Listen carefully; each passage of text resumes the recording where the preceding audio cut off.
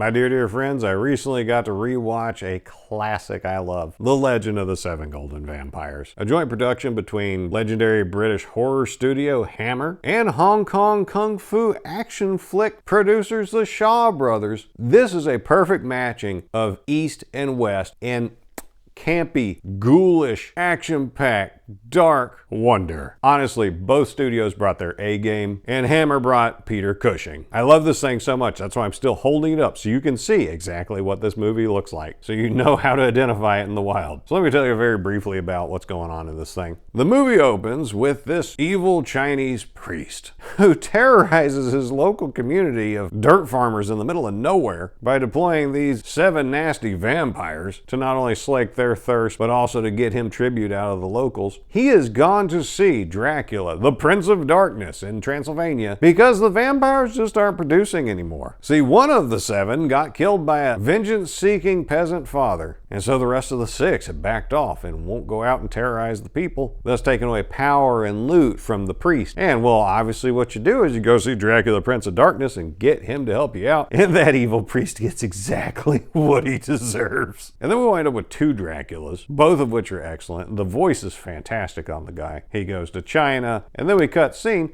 to Peter Cushing giving an academic address on vampires to a Chinese audience and asking them for their help, because he's playing Van Helsing, who, after having survived the horrors of Dracula and defeating him there, he has made it his mission to go abroad and hunt down the vampire wherever he can find him. Well, he gets laughed out by the respectable academics there, but in the audience happened to be one of 7 brothers from that little village who came looking because he heard that a legendary vampire hunter had made it to China and they need his help. The brothers and their one sister all happen to be martial arts experts in different styles. They team up with Van Helsing, his son, and this rich, rather hot Scandinavian widow, and they set off for their confrontation. We get some really good epic fight scenes. The sets are creepy and run down, so we get a gritty, nasty feeling to what we're seeing going on. And here is where the 2 different styles of movie coming together solves the problems each has. Hammer horror movies, while generally good, can be plodding, drag, and can kind of be boring for lack of action. Well, Kung Fu action flicks solves that. But Kung Fu action flicks also tend to have very shallow characters, not a whole lot of development, and not much plot. Hammer